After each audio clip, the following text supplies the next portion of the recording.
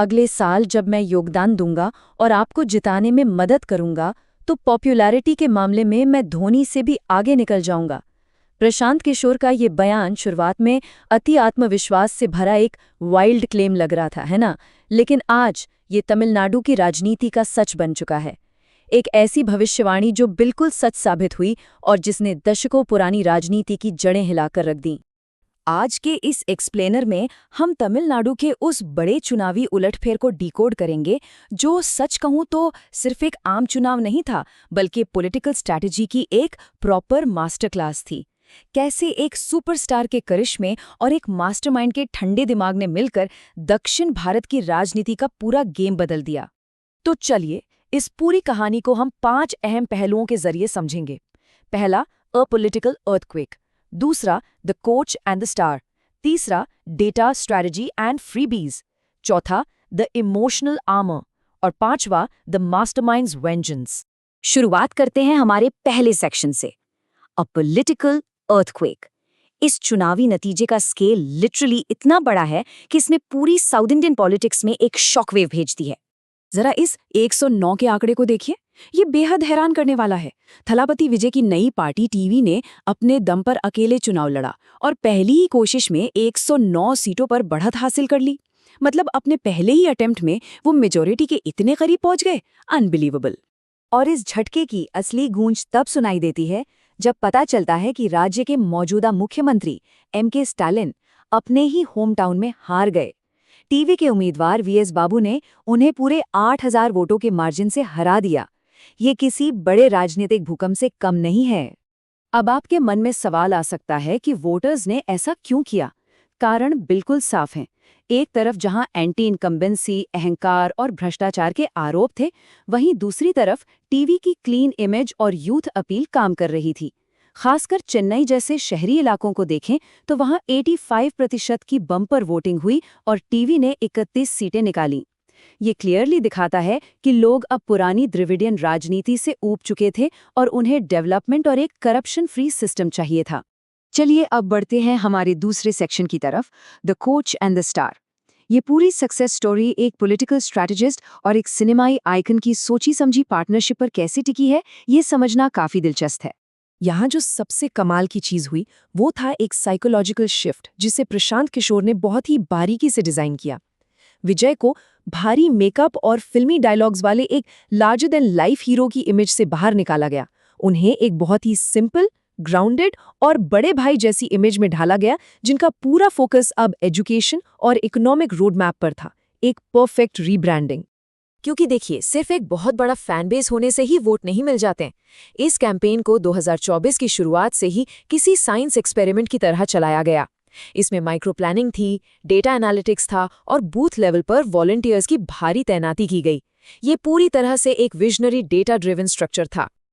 अब आते हैं हमारे तीसरे पिलर पर, डेटा स्ट्रैटेजी एंड फ्रीबीज। इसमें हम उन बड़े बड़े और लुभावने वादों की बात करेंगे जिन्होंने वोटर्स का ध्यान पूरी तरह से अपनी तरफ खींच लिया। वादों की ये झड़ी जरा ध्यान से सुनिए। नवविवाहित महिलाओं को 8 ग्राम सोना और सिल्क की साड़ी, परिवार की महिला मुखिया को हर महीने 1,000 रुपए, हर परिवार को 6 मुफ्त गैस सिलेंडर, हर नवजात बच्चे के लिए सोने की अंगूठी और महिलाओं के लिए मुफ्त बस यात्रा। सीधे घर घर पहुंचने वाले इन ठोस फायदों ने एक जबरदस्त इम्पैक्ट क्रिएट किया। और बात यहीं खत्म नहीं होती। बुजुर्गों, विधवाओं और दिव्यांगों को 3,000 रुपए की मंथली पेंशन, 25 लाख का फैमिली इंश्योरेंस, 200 यूनिट मुफ्त बिजली, किसानों की कर्जमाफी और 5 लाख नौकरियां, साथ ही पेड इंटर्नशिप। इस घोषणा पत्र ने उन लोगों को तुरंत लामबंद कर दिया जिन्हें डायरेक्ट और क्विक इकोनॉमिक रिलीफ चाहिए था। अब इसमें कैच क्या है? कैच ये है कि ये कोई रैंडम वादे नहीं थे। इसके पीछे वोटर साइकोलॉजी की गहरी समझ थी। प्रशांत किशोर ने बिहार में ऑब्जर्व किया था कि लोग अमूर्त और लंबे समय वाले वादों के बजाय तुरंत मिलने वाले फायदों पर ज्यादा रिस्पॉन्ड करते हैं, और बस यही अचूक रणनीति यहां भी लगा दी गई। चलिए आगे बढ़ते हैं सेक्शन 4 पर, द इमोशनल आर्मर। एक ऐसा अनएक्सपेक्टेड इमोशनल नैरेटिव जिसने कैंपेन के दौरान विजय की पब्लिक इमेज को और भी ज्यादा स्ट्रॉन्ग कर दिया। ये वाकया काफी रोचक है। चुनाव के नतीजों का दिन था 4 मई और इत्तेफाक देखिए, इसी दिन एक्ट्रेस त्रिशा कृष्णन का जन्मदिन भी होता है। पब्लिक ने बड़े ही नेचुरल तरीके से इस जीत को उनके जन्मदिन से जोड़ दिया और उन्हें लेडी लक का टैग दे दिया। इस बात ने पूरे इलेक्शन नैरेटिव को एक परफेक्ट हैप्पी एंडिंग दे दी। दूसरी तरफ विरोधी दलों के हमले तो मानो उल्टे ही पड़ गए।